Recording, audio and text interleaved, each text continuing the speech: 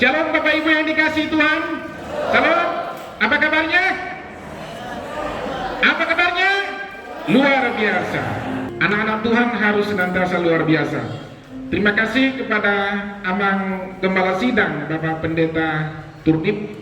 Hari ini masih dalam proses pemulihan kesehatan di rumah sakit, yang mengizinkan saya untuk boleh menyampaikan firman Tuhan di tempat ini. Demikian juga buat Inang Gembala, buat seluruh tim penggembalaan yang ada di gereja ini, para pengerja. Bapak Ibu Saudara yang dikasih oleh Tuhan, sekali lagi saya kenalkan, nama saya Derman P. Nababan. Tentunya Nababan asalnya dari kota Siborong, tapi saya bukan dari kotanya, masih dari dusun, pas di lereng atau di Buki Kakit Dolok Imun, Desa Lumban Tonga-Tonga. Istri saya Rumata Berumanalu. Kalau ada toga Simamora di sini, peribanlah dengan saya atau hula-hula saya. Anak kami ada dua. Yang pertama Tipani Saulina, saat ini masih semester 6 di Institut Teknologi Bandung jurusan Teknik Elektro. Yang kedua Kevin Jagar Eliezer, masih kelas 3 SMA juga di Jakarta. Bapak Ibu, baru lebih 1 bulan saya dilantik menjadi ketua pengadilan di Kota Pematang Siantar, tepatnya tanggal 8 Januari tahun 2021. Bapak Ibu saya kasih Tuhan, saya akan menyampaikan tema hari ini tentang bagaimana kita bisa meraih janji Allah. Bapak Ibu pasti pernah dengar yang bernama Kaleb bin Yefune. Dia adalah seorang kepala suku di Israel bersama dengan Joshua, dan kepala-kepala suku di Israel diperintahkan Musa untuk mengintai tanah Kanaan. Itu dikisahkan di dalam Bilangan 13. Ketika mereka melakukan pengintaian di tanah Kanaan, maka 10 orang memberikan kesaksian kepada Musa. Tanah Kanaan itu adalah tanah yang melimpah dengan susu dan madu. Tanahnya sangat subur. Akan tetapi tanah itu dihuni oleh orang Amalek, orang Yebus, orang Amori, orang Kanaan. Bahkan dikatakan di pegunungan Hebron ada raksasa atau orang-orang Enak. Maka ke-10 orang itu berkata, tidak mungkin kita merebut tanah Kanaan itu. Kita pasti kalah, ditumpas oleh mereka. Lebih baik kita kembali ke Mesir daripada kita mati dimakan oleh pedang daripada orang-orang Kanaan itu. Saudara, Kaleb dan Joshua tampil di hadapan jemaah itu berkata, tanah yang mereka intai itu adalah tanah yang melimpah dengan susu dan madu. Benar, di sana ada orang-orang hebat, di sana ada orang-orang raksasa. Tapi Kaleb dan Joshua berkata, Allah mereka telah meninggalkan mereka, dan bahwa Tuhan telah memberikan mereka untuk kita tumbas, dan tanah Kanaan akan kita duduki. Saudara, seluruh jemaah itu tampil hendak melempari Kaleb dan Yosua. Kaleb dan Yosua tampil mengoyakkan jubahnya dan berseru kepada Tuhan, dan hal yang sama juga dilakukan oleh Musa. Akibatnya seluruh orang-orang Israel yang ada pada waktu itu di padang gunung Paran semuanya mati, Bapak Ibu.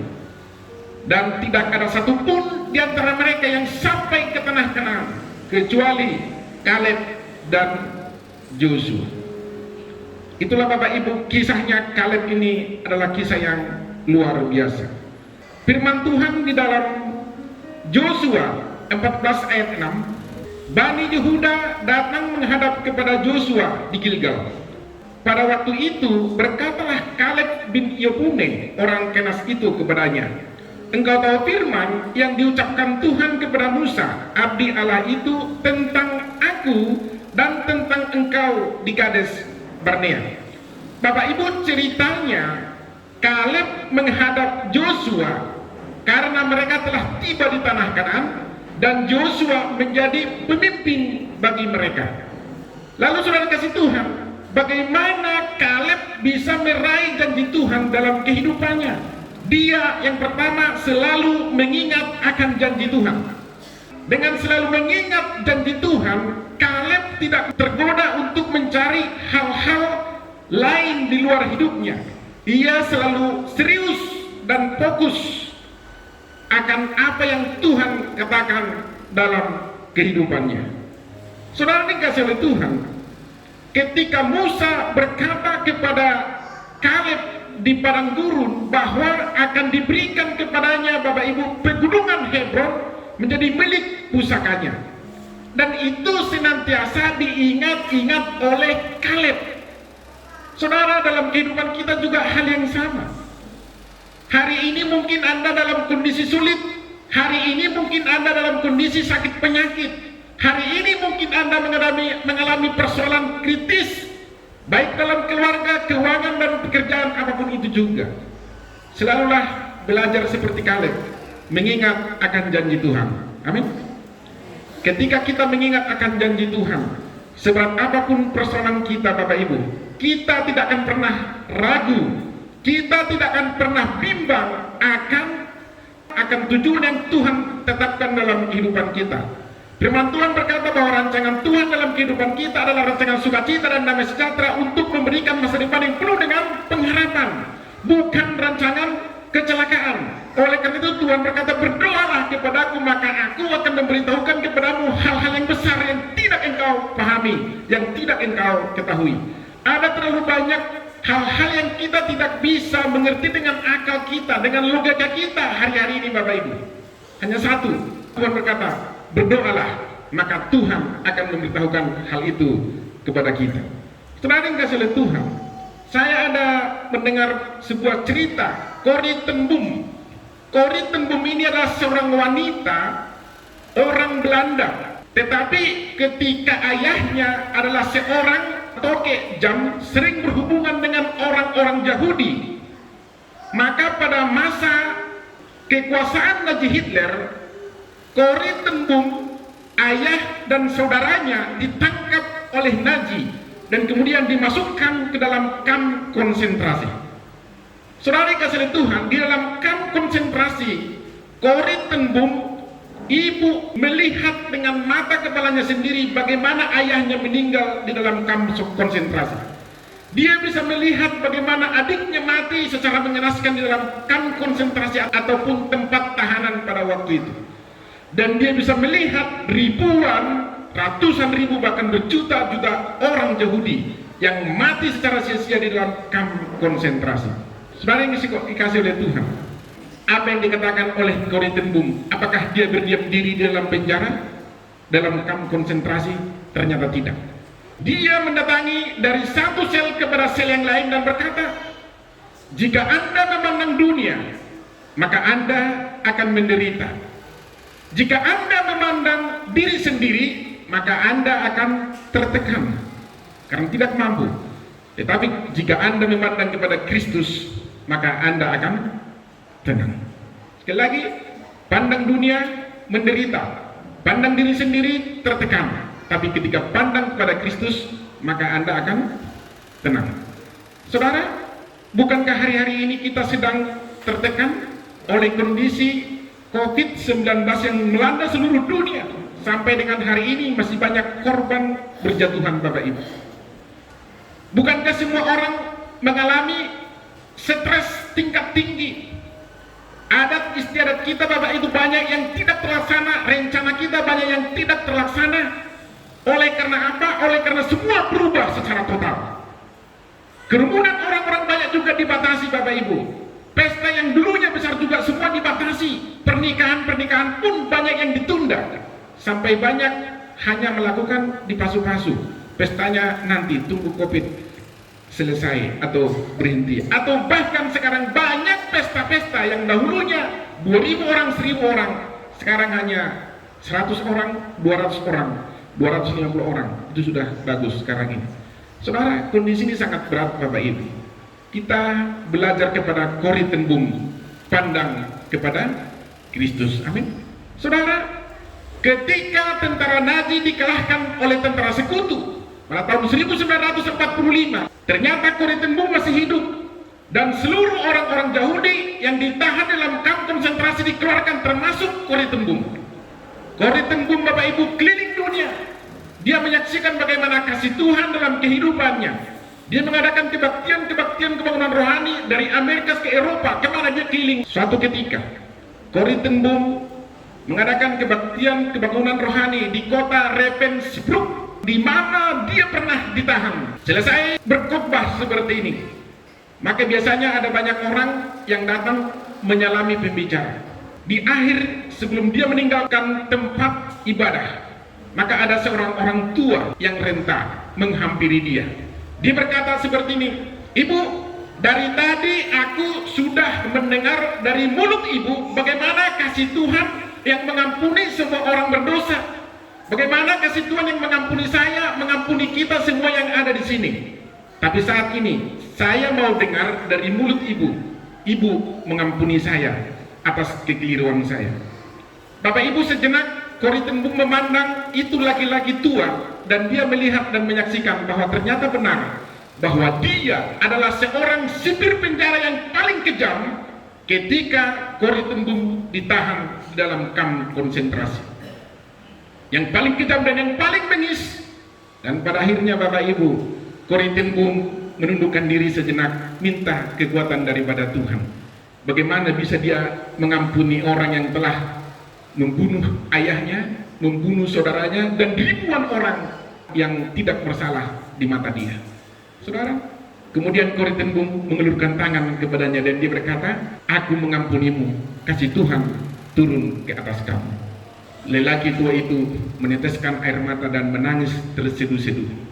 Dari seorang mulut wanita tua, Corrie ten Boom sanggup melepaskan pengampunan, walaupun ayah dan saudaranya telah mati dalam kamp konsentrasi, dan itu dilihat dengan mata kepalanya sendiri. Saudara, saya mau katakan kepada kita hari-hari ini, sekali lagi, mungkin ada orang yang memfitnah kamu, ada orang yang menghina kamu, merendahkan martabatmu, harga dirimu. Ingatlah akan kasih Tuhan. Jangan lihat masalah itu. Masalah itu terlalu kecil dibanding dengan pengampunan yang Yesus lakukan dalam kehidupan kita. Bukankah kita ini semua orang berdosa? Bukankah kita ini semua orang yang harus dihukum mati karena pelanggaran kita? Tapi Yesus datang mengambil rupa seorang hamba dan menjadi sama dengan manusia, dan dalam keadaannya sebagai manusia dia taat dan sampai mati di kayu salib. Untuk apa? Supaya setiap lidah mengaku dan setiap lutut bertelut bahwa Yesus adalah Tuhan. Baginya kemuliaan sampai selama-lamanya. Amin Bapak Ibu. Itu yang pertama. Ingatlah akan janji Tuhan. Kemudian yang kedua, kita harus fokus mengikut Tuhan. Yosua 14 ayat 8, firman Tuhan berkata, "Sedang saudara-saudaraku yang bersama-sama pergi ke sana dengan aku, membuat tawar hati bangsa itu. Aku tetap mengikut Tuhan Allahku dengan segenap hati." Saudara, semua orang-orang yang bersama-sama dengan dia meragukan janji Tuhan pada waktu itu dan tidak mau mengikut Tuhan dengan segenap hati. Tetapi Kaleb berkata, "Aku tetap mengikuti Tuhan Allahku dengan sepenuh hati."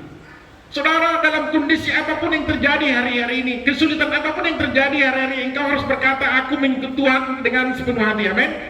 Tadi ibu yang bersaksi, Ibu Juntak ya, dengan Amang Manuru, engkau menghadapi persoalan yang besar, engkau menghadapi pergumulan yang besar, tetaplah fokus untuk mengikut Tuhan. Amin. Siapapun kita yang mendengarkan khotbah ini, tetaplah fokus untuk mengikut Tuhan.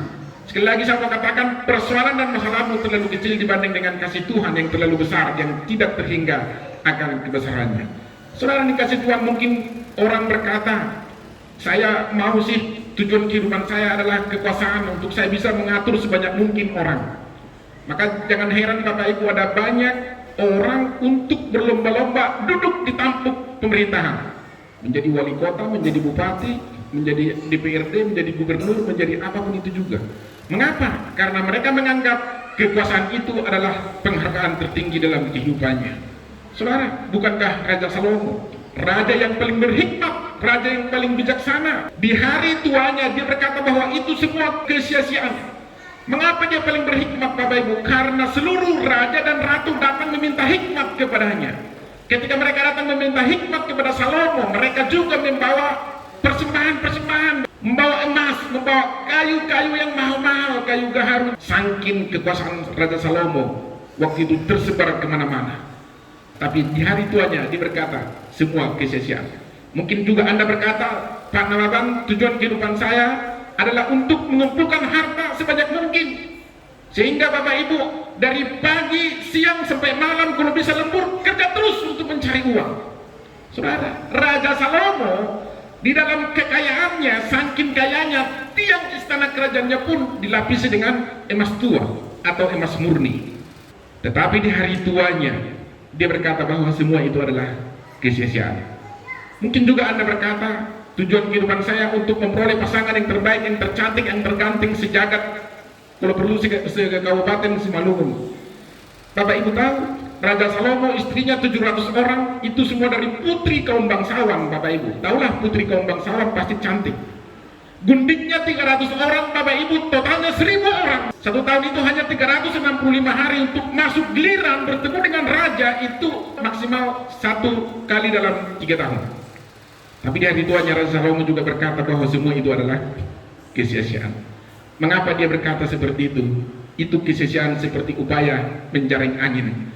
Karena di hari tuanya hidupnya berpaling daripada Tuhan kepada perempuan-perempuan cantik yang dinikahinya. Maka ada kehampaan di dalam jiwanya.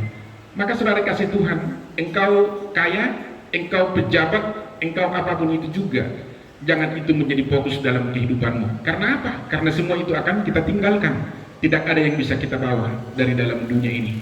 Yang mungkin Anda bawa, kalau Anda suami hanya pakai jas, pakai dasi, pakai sepatu. Ibu-ibu mungkin kalau ada anting-antingnya, itu pun sebelum masuk ke dalam liang lahat, anaknya perempuan langsung mencopoti anting-antingnya, semua dimasukkan ke dalam kantong Bapak Ibu. Bisa berbedai lagi. Ini dia sibuk nyumai, ini dia korong-korong, dia sibuk merah manipang. Nah itu tidak ada yang bisa dibawa. Tapi sekiranya Anda diberkati dengan harta, kekayaan, pangkat, dan jabatan semua, bersyukurlah kepada Tuhan. Itu adalah berkat daripada Tuhan. Amin. Bapak Ibu sekasih Tuhan. Yang ketiga, saya mau sampaikan adalah kunci memperoleh berkat Tuhan adalah sabar. Yosua 14 ayat 10, jadi sekarang sesungguhnya Tuhan telah memelihara hidupku seperti yang dijanjikannya. Kini sudah 45 tahun lamanya sejak diucapkan Tuhan firman itu kepada Musa. Dan selama itu orang Israel mengembara di padang gurun. Jadi sekarang telah berumur 85 tahun aku hari ini. Dan dia menunggu itu Bapak Ibu selama 45 tahun. Tetapi dalam ayat 11 dia berkata, pada waktu ini aku masih sama kuat seperti pada waktu aku disuruh Musa, seperti kekuatanku pada masa itu, waktu itu. Demikianlah kekuatanku sekarang untuk berperang dan untuk keluar masuk. Saudara, dia menunggu 45 tahun Bapak Ibu. Kita menunggu sebentar aja, menunggunya sudah langsung merdandi, apalagi ibu-ibu. Jemput dulu aku amangi siucot, sabar mengajar, kualak peho, PT setengah jam dah, lewat setengah jam baru 5 menit sudah bosan. Lewat lagi sampai setengah jam, langsung umar BT-BT, langsung berbeda. Nak pula ala kau, Robi umar grab, saya udah berdai, katanya kan. Di sini nggak ada, yang ada di Seberang-borong. Masalahnya di Seberang-borong tidak ada grab. Itu Bapak Ibu ya. Saudara, kita harus memiliki kesabaran. Ini 45 tahun, hampir 50 tahun menunggu janji itu. Ketika Tuhan terjadi dalam kehidupan kita, akan memulihkan kehidupan kita, sepertinya kita masih terpuruk. Tuhan berkata akan memberkati kehidupan kita, sepertinya kita melihat kita masih miskin, masih kecil. Tuhan berkata engkau akan naik menjadi kepala, tapi engkau melihat bahwa dirimu masih ekor. Enak haru Tuhan. Jajim tuau gabe kepala, ale seorang ekor terus iba. Apa yang terjadi? Jangan Bapak Ibu, harus memiliki kesabaran. Dan kesabaran ini adalah perkara yang sangat sulit ditemukan dalam diri manusia. Mengapa sulit ditemukan dalam diri manusia? Lihat, ini rumah tahanan Siantar. Banyak nggak orang di sana yang emosian? Banyak. Pergilah ke sana. Masa masuk sekolah itu langsung nido, langsung dari dihina-hina kenal, dihina-hinanya aku langsung ketampeleng dia malapak. Ya sudah, masuk di situ. Itu banyak terjadi hari-hari ini. Persoalan kecil yang seharusnya ketika dia bisa menahan emosinya dengan kesabaran, maka tidak akan terjadi seperti itu. Tapi ini yang terjadi hari-hari ini Bapak Ibu. Capek pengacara, capek hakim, capek jaksa untuk menyelesaikan itu semuanya. Hanya karena tidak ada kesabaran. Jangan sampai ada jemaat Tuhan GBI Bukit Hermon yang masuk penjara ketemu dengan saya, langsung kena balbal. Saudara dikasih oleh Tuhan, ini sering terjadi dalam rumah tangga. antara suami dan istri sering berantem. Lihatlah di kantor pengadilan, yang banyak terjadi perceraian di sini orang-orang kita, Bapak Ibu. Mengapa terjadi perceraian? Seperti itu, tidak ada kesabaran. Harusnya Bapak Ibu, suami memandang istrinya seperti layang-layang. Suaminya adalah angin, istrinya adalah layangan. Supaya istrimu bisa melayang-layang, maka embusilah istrimu dengan angin kasih sayang. Maka istrimu akan melayang-layang. Jadi itu kuncinya, Bapak Ibu.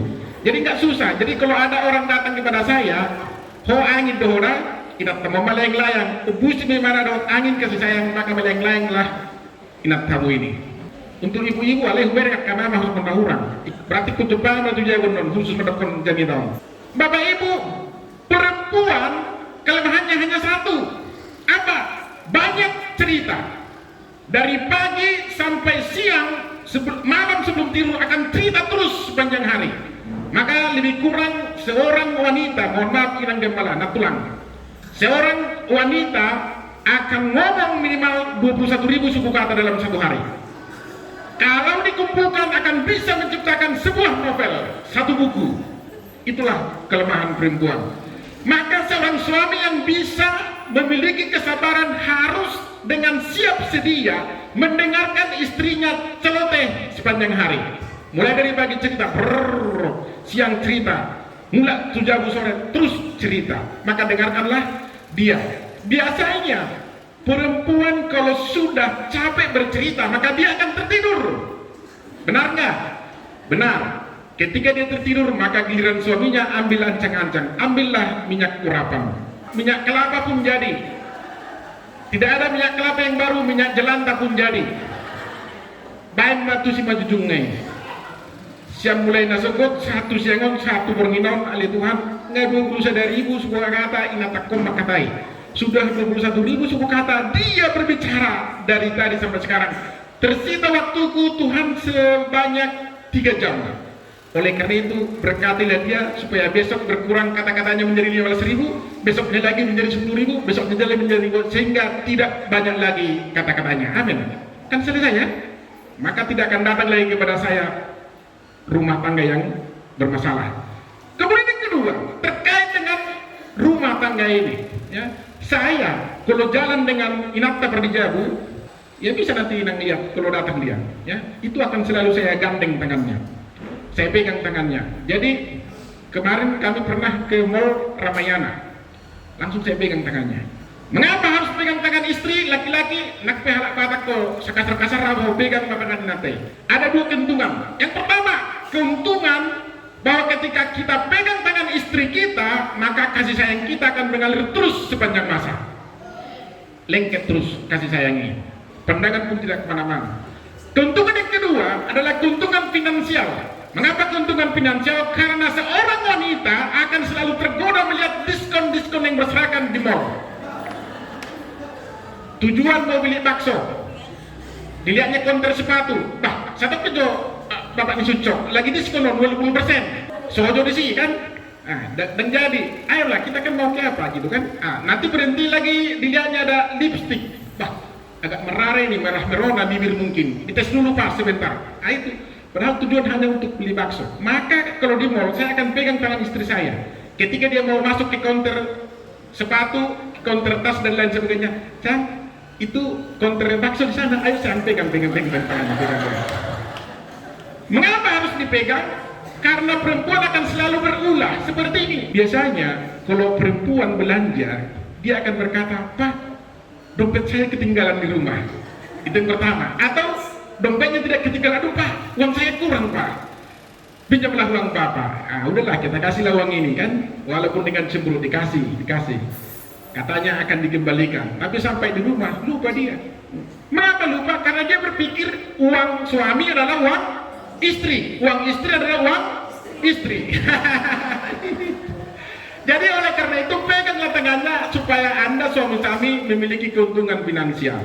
Unang jaim, unang itu karyawinate. Nah jodoh ala langsing, dulu langsing, sekarang langsung. Kalau dulu jatuh dia waktu masih marhala Inang Gembala. Yang terjatuh dia sayang ini tisu dilap-lap si batu kan itu dia ditiup bisa tangan alih mulai dong batu mulai orang anak gua dulu dahulu langsing sekarang menjadi langsung. Kalau tertutup inati di bereng, itu nggak tinggal di puding, nggak mati di jolo. Nasi goreng abang do katanya kan. Nah itu. Tapi di sini nggak ada, di hutan Nabi nih. Di sini kan orang-orang yang sabar semua, amin. Ini suami-suami harus belajar dong, harus belajar. Itu yang ketiga. Yang terakhir, milikilah mental sebagai seorang pejuang. Juz 14 ayat 12. Oleh sebab itu berikanlah kepadaku pegunungan yang dijanjikan Tuhan pada waktu itu. Sebab engkau sendiri mendengar pada waktu itu bahwa di sana ada orang enak dengan kota-kotanya yang besar dan berkubu. Mungkin Tuhan menyertai aku sehingga aku menghalau mereka seperti yang difirmankan Tuhan. Yang diminta oleh Kaleb yang telah berusia 85 tahun ini, yang sudah ujur ini adalah pegunungan. Pegunungan Hebron. Di sana ada raksasa-raksasa, orang-orang enak. Kota-kotanya juga disebutkan besar dan berkubu. Bayangkan Bapak Ibu, seorang yang sudah tua renta masih menginginkan pegunungan. Bapak Ibu tahu, pegunungan itu melambangkan kesulitan. Mengapa kesulitan? Karena mendaki gunung itu susah. Di pegunungan itu banyak binatang buas Bapak Ibu. Panas, ular banyak di sana. Pegunungan itu berbicara tentang kesulitan. Bukankah hari-hari ini kita sedang berada dalam kesulitan Bapak Ibu? Bukankah hari-hari ini kita sedang mendaki gunung? Minta pegunungan. Kaleb minta pegunungan. Di sana ada raksasa, orang-orang enak Bapak Ibu, yang tidak gampang untuk ditaklukkan. Tetapi Kaleb, seorang orang tua ini, memiliki mental sebagai seorang pejuang. Dia tidak meminta hal-hal yang mudah dalam kehidupannya. Maka ketika engkau seorang pribadi pengikut Tuhan yang sejati, maka mintalah hal-hal yang sulit. Jangan hanya mengeluh dalam kehidupannya. Enak waro Tuhan. Natuari dengan iba, saunari semunon, saunari ro pertagi, ro kalah, atau kini sebisa lepas. Jangan mengeluh. Minta pegunungan. Bapak Ibu, engkau bisa naik level hanya ketika engkau menghadapi ujian. Kalau engkau menghindar dari ujian, maka kamu tidak akan pernah naik level, maka kamu tidak akan pernah naik tingkat dalam kehidupanmu. Amin. Tidak ada orang sukses, tidak ada orang berhasil yang dihasilkan dari kemudahan.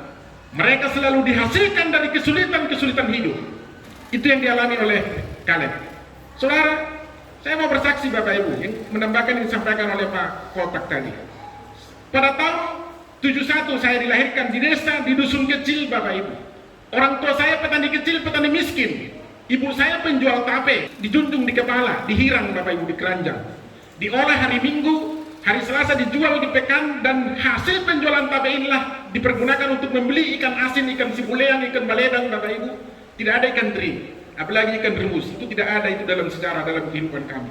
Hanya ikan asin. Sekali beli Bapak Ibu, ikan asin akan bertahan sepanjang 1 minggu ke depan. Bapak Ibu tahu, ayah saya walaupun dia petani, tapi dia adalah seorang penjudi dan seorang pemabuk.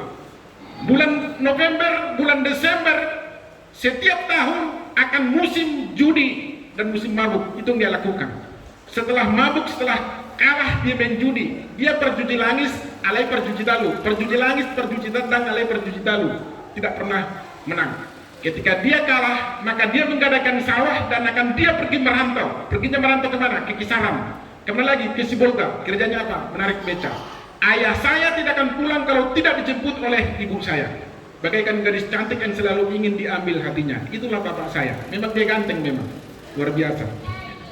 Bapak Ibu sudah kasih Tuhan. Bapak Ibu tahu kejadian ini terus berulang sampai saya kelas 3 SMA. Tidak tanggung kan? Kami ada 7 bersaudara. Pada tahun 90 saya diantar oleh ayah ke Padang. Dia berkata seperti ini, "Nak, kamu harus menjadi tentara." "Ngapa saya harus jadi tentara?" Dia bilang seperti ini, "Kalau ada pisau sangkur di pinggangmu, ada baret di kepalamu, dan sepatumu adalah sepatu box, sepatu tentara, pulang kau dengan hentakan sepatumu, krak, krak, krak, orang sudah hormat sama kita." Taulah orang kampung. Jadi kamu nak harus tentara. Saya bilang, "Pak, walaupun saya harus numpang tentara, tapi saya harus ikut juga UMPTN, ujian masuk perguruan tinggi negeri." Tahun 90 diantar ke Padang. Saya ikut tes UMPTN Bapak Ibu dari Padang tahun 90. Puji Tuhan saya kalah Bapak Ibu. Jadi tidak enak Bapak Ibu, sulit hidupnya. Saya jurusan fisika di Seborong-borong, saya ambil IPC, IPA campuran, tiga-tiganya kalah. Kemudian saya ikut tes seleksi Tantama Angkatan Darat. Mohon maaf, Balok 1, kalau ada tentara di sini. Dari Padang, Bapak Ibu. Saya sudah latihan, jungkir balik dan lain sebagainya, seperti dilakukan Pak Silitonga untuk mendidik anak-anaknya di Bukerinja, Bapak Ibu, untuk pergi ke Jepang. Itu sudah saya lakukan, sit up, push up, semua bisa, Bapak Ibu. Karena saya sudah terbiasa hidup dengan gamelan di daka-daka itu, di ranting-ranting pohon. Tapi sudah Tuhan, saya pikir saya akan menang jadi tentara. Ternyata pada masih tes kesehatan, tes pertama, saya juga sudah kalah, 2 kali kalah. Dari Padang tahun 91 saya pergi ke Kisaran dan selanjutnya ke Kota Medan. 2 kali tes CPNS golongan 2, semuanya kalah, Bapak Ibu. Akhirnya tahun 1992 ada tes CPNS golongan 1B untuk Satpam dan Cleaning Service. Tenaga yang tersisa, saya memberanikan diri ikut seleksi CPNS golongan 1B.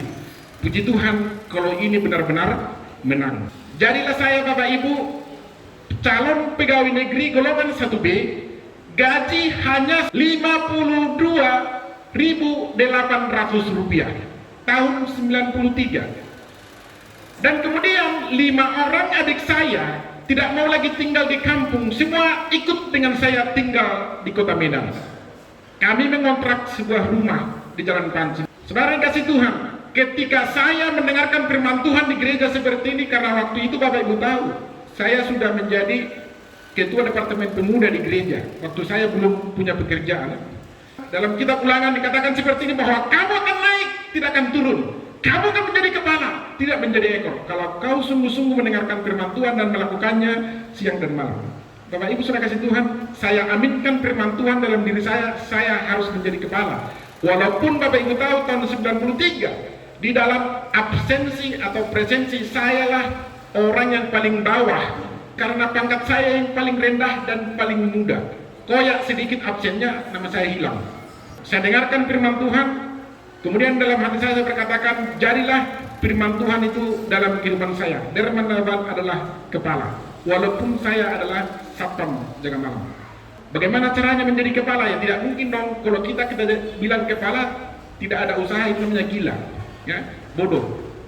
Caranya apa? Harus kuliah. Maka jadilah saya alumni Mahusor. Tapi tahu Mahusor? Mahusor itu artinya mahasiswa hukum sore, alias sekolah sore. Mengapa sore? Karena pagi saya kerja, jam 5 sampai jam 9 malam saya kuliah, dan jam 9 saya balik lagi ke kantor jaga malam. Bapak Ibu, pada tahun 98, puji Tuhan saya tamat, saya wisuda Bapak Ibu. Ketika saya wisuda, hati saya berbunga-bunga.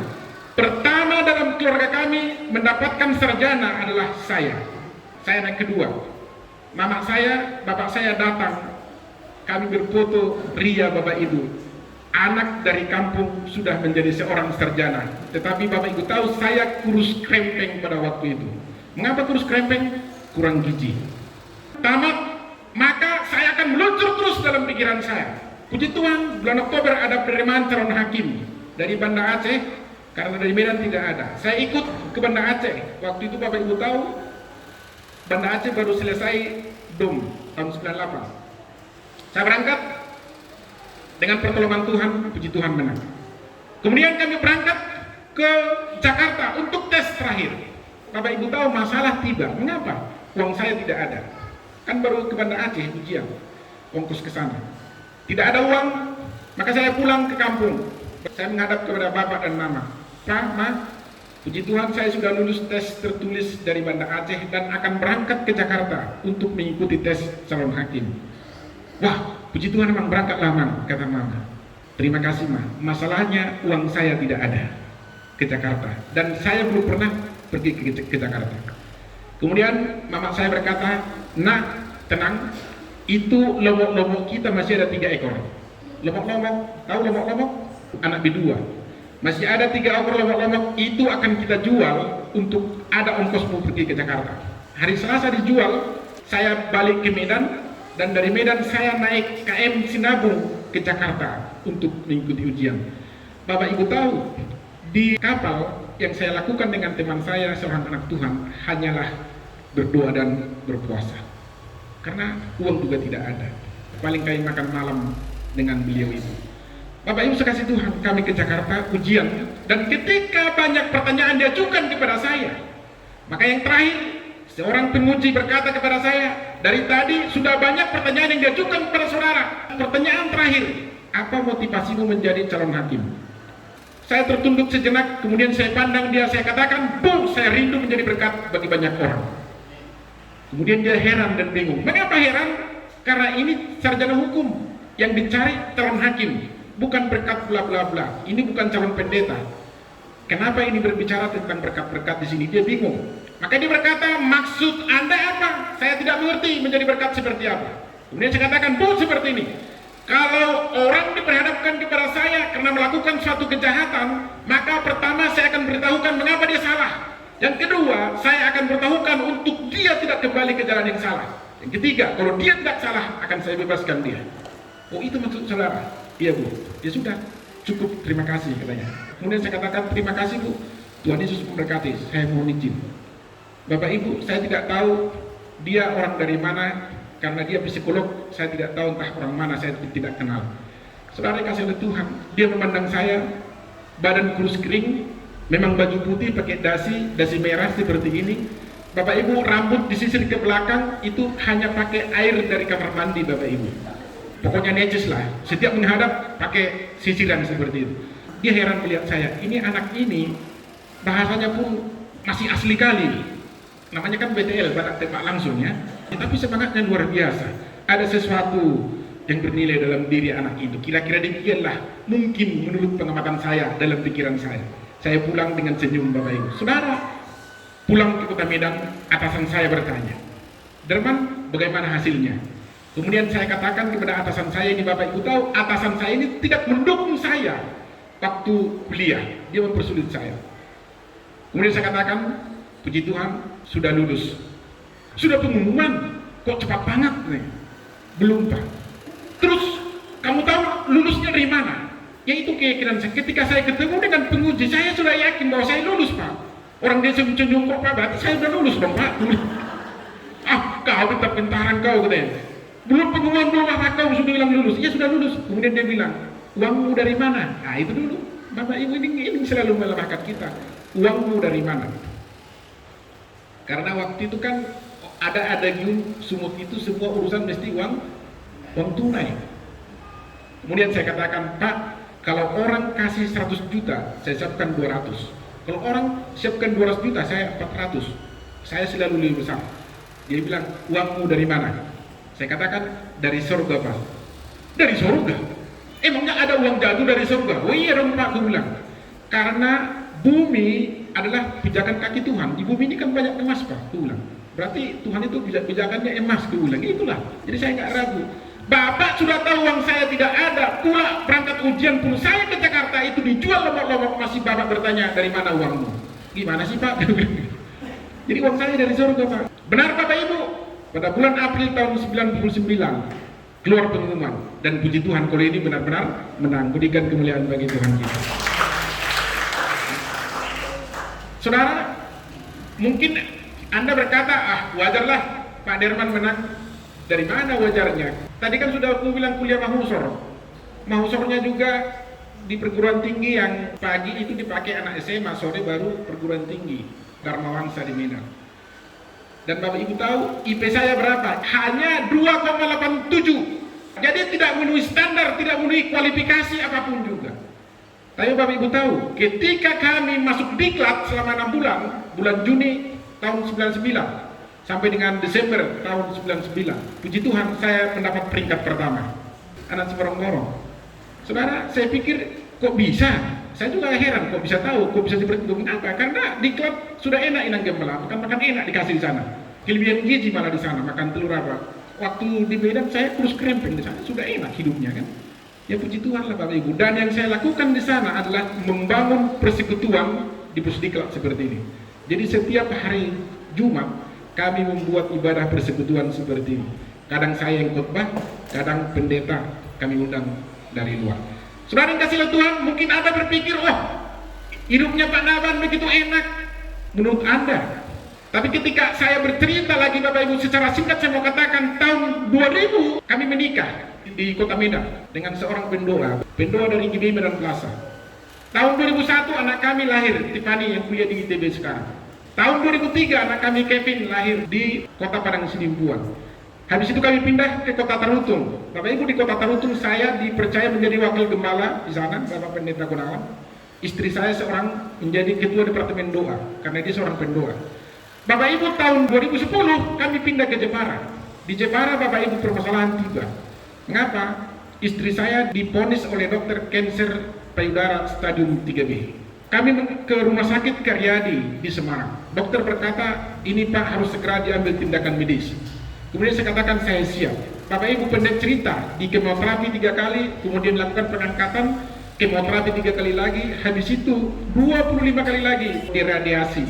5 kali dalam 1 minggu Bapak Ibu. Bapak Ibu tahu, kami tinggal di Jepara, berobatnya di kota Semarang. Jaraknya hanya 75 km, tapi waktu itu karena macet, terkadang antara 2 sampai 3 jam ditempuh. Saya dengan istri saya lebih banyak tidur di rumah sakit. Anak kami Tiffany dan Kevin tidur berdua di rumah Bapak Ibu. Mereka pergi ke sekolah hanya naik becak, terkadang bawa sepeda. Saudara, orang berpikir anak-anak kami berantakan sekolahnya. Saya pikir masalahnya sudah selesai Bapak Ibu. Ternyata pada tahun berikutnya pindah Bapak Ibu ke tulang belakang, metastase penyebaran. Saudara, dokter berkata harus dikemoterapi lagi 6 kali dan kemudian diradiasi lagi 25 kali Bapak Ibu. Saya pikir sudah selesai. 6 bulan berikutnya Bapak Ibu pindah ke kepalanya, metastase di kepala, di otak. Rumah sakit Karyadi Bapak Ibu angkat tangan dan harus dirujuk ke RSCM di Jakarta. 1 bulan kami di Jakarta Bapak Ibu. Anak-anak berdua tinggal di Jepara. 1 bulan sana pulang ke Jepara Bapak Ibu. Saya melihat kondisi istri saya semakin kritis. Karena obat yang dipakai kepada dia adalah psikoterapika dari dokter Bapak Ibu. Saudara, saya menghadap ke pimpinan untuk dipindahkan ke Lubuk Pakam di Liserdang karena di sana ada keluarga kami. Puji Tuhan, dipindahkan Bapak Ibu di Lubuk Pakam. 2 bulan kami tinggal di Medan, istri saya dipanggil oleh Tuhan. Saudara, saya, Tiffany dan Kevin ada bertiga di rumah sakit pada sore jam 7 malam. Kemudian Kevin berkata, kita berdoa untuk Mami, karena sebutannya Mami. Kevin berdoa duluan, baru Tiffany, baru saya doa terakhir. Bapak Ibu, setelah selesai doa, istri saya menghadap kepada penciptanya. Dia dipanggil oleh Tuhan, kami bawa ke Siborong-borong, disemayamkan di gereja Bapak Ibu, dan pada tanggal 31 dia dikubur di kampung halaman saya. Pada tanggal 2 September, 3 hari berikutnya, saya sudah khotbah di gereja seperti ini, di GBI Tarutung Kota. Saudara, khotbah yang saya sampaikan adalah ini, bagaimana Kaleb bisa meraih janji Allah.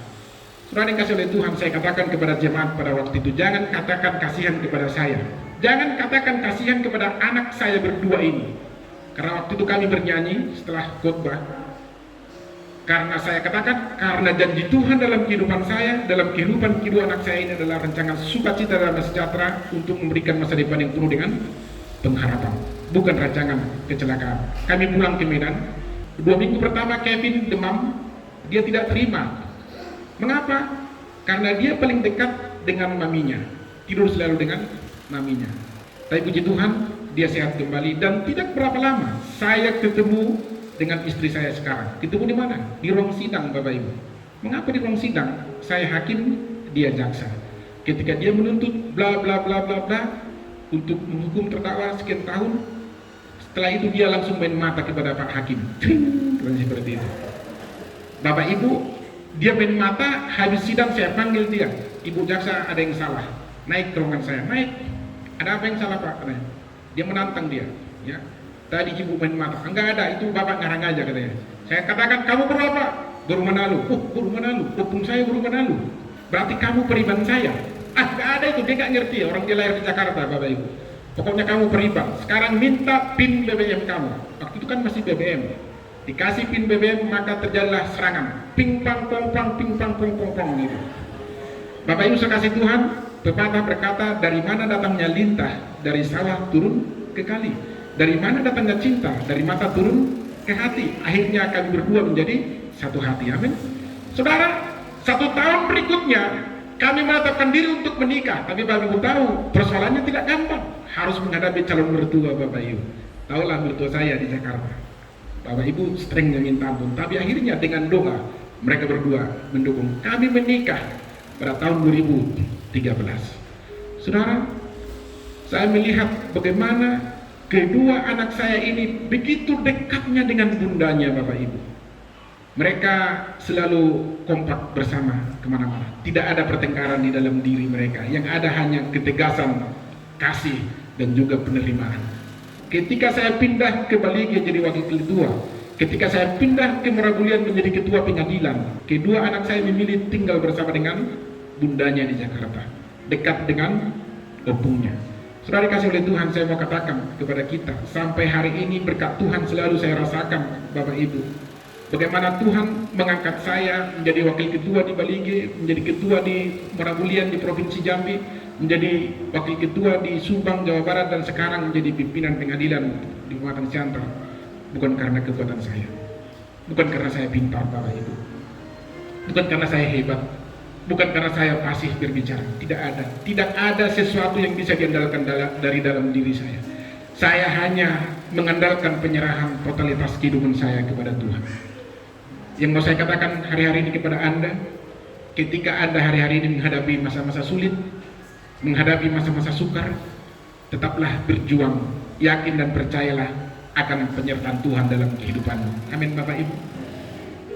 Di balik hujan selalu ada pelangi. Di balik persoalan selalu ada sukacita.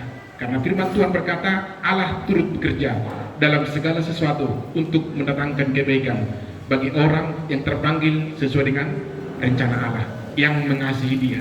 Saya mau katakan kepada kita sekali lagi, yakin dan percayalah berkat Tuhan turun ke atas kehidupanmu. Anak-anakmu adalah anak-anak yang berhasil, anak-anakmu anak-anak yang diberkati, istrimu istri yang diberkati, suamimu suami yang diberkati, orang tuamu adalah orang tua yang diberkati, kota di mana kamu berada adalah kota yang diberkati, pekerjaan di mana kamu ada adalah tempat usaha, tempat pekerjaan yang diberkati oleh Tuhan. Di mana kamu ada, berkat Tuhan akan selalu mengalir bagi seluruh lingkunganmu. Demikian firman Tuhan. Sekali lagi saya berikan stretching point-nya, kunci meraih janji Allah.